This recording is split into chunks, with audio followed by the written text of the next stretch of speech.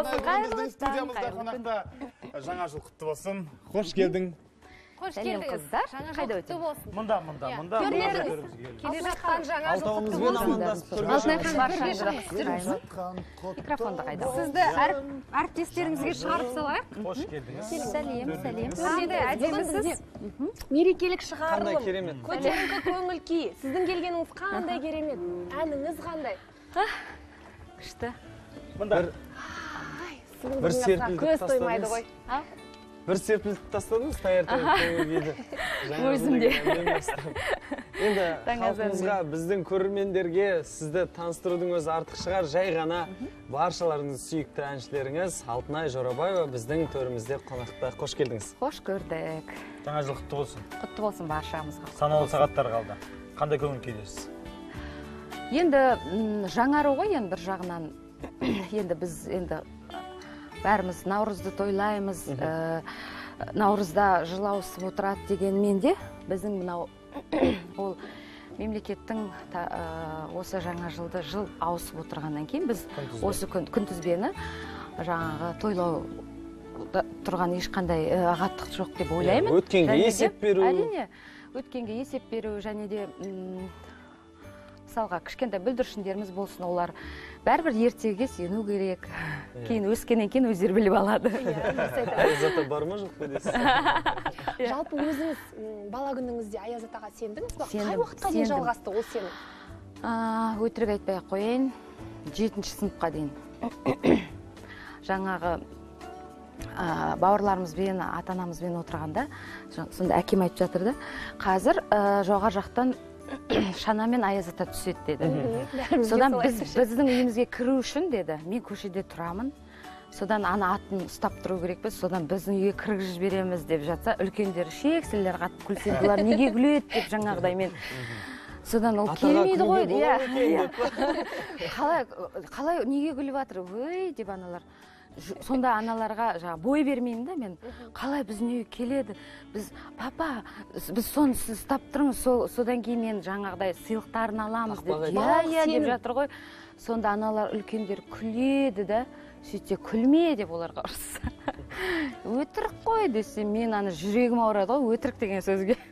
Сол сияқты балалар кішкентай кезінде олар Аяз атаға сенеді, сол үшін сенімдеріне сызат түсірмеу керек. Ешкімге танымал емес, кішкентай қыз Алтынай Жорабаеваның жаңа жыл қызық па, әлде одан кейін халықтың алдында жүрген, халықтың ықыласында жүрген әнші қыз Алтынайдың енді ол әр уақыт өзінің қызығы болады ғой, әр уақыттың. Қайсысы қызығырақ енді? Есте қалған жаңа жыл. Әрине, балалық шақ. Қазірдің өзінде де кішкентай балаларымыздың өзі Аяз ата, анашым Аяз атаға сену керек дейді, сену керек деп қоям ғой. Балалық кездегі аңғалдық қорасы менде. Иә. Енді қазақы жыл санау бойынша келер жыл бізде ит жылы. Иә, ала берсе. Жеті қазынаның бірі деп жатамыз ғой. Иә, енді ол іздей берсең көп ислам дінінде басқаша, біздің дәстүрімізде ол басқаша. Бірақ алыс шектен шықпай, итті үйге кіргізуге болмайды негізінде. Өйткені ит жүрген жерде періштелер қашып кетеді. Ол Құранда да жазылған нәрсе. Ал енді бұл жеті қазынаның бірі ол аңшылық қалып жүргенде біздің ата-бабаларымыз қастарында үнемі бірге алып жүрген, сиырлық құрғанда, және де мысалға үйді жаңағы сырттан келген жаудан, ұрғардан қорғау үшін де соның үргенінен адам кішкене үрей ұстайды ғой, сол себепті де ұстаған. Оның бәрін ажырата білу керек та. Біз үйге кіргізіп салып бірге тамақ ішіп отырады. Оның бәрін біздің дәстүрге жат расында. Ол дәстүрде де жоқ, ол ислам дінінде де жоқ. 2017 жыл несімен есте қалды? Сіз үшін? Мен үшін 2017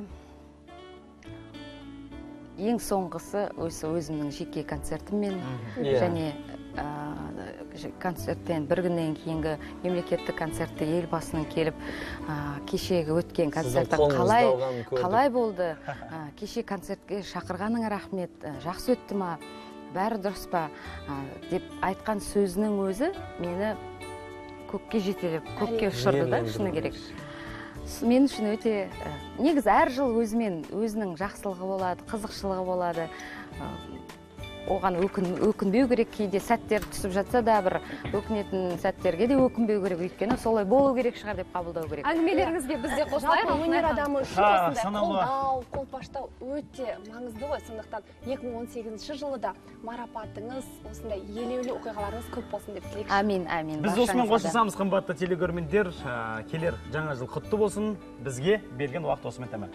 Сіздермен бірге 2 сағат көлемінде бірге болған Таңшолпанның шығармашылық ұжымы жаңа жыл, жаңа бақыт сыйласын. Амин, амин.